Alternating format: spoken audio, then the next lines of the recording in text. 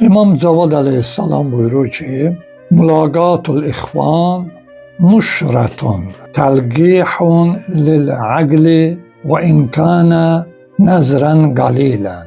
İmam buyurur ki, qardaşlarla, möminlərlə, dostlarla görüşmək, hətta az bir zaman da olsa belə həsrəti aradan qaldıracaq və ağlın artmasına səbəb olacaq.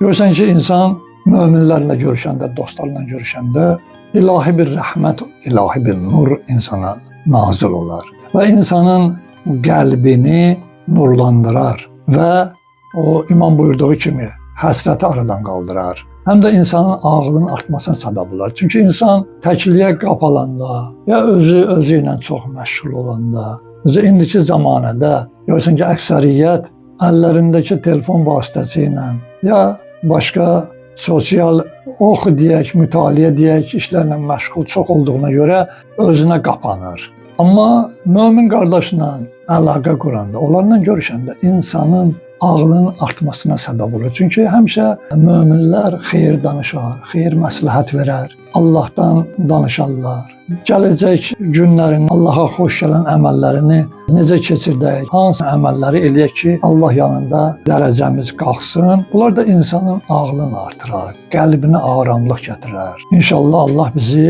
və möminləri bir-birimizlə tez-tez görüşmə nəsib eləsin.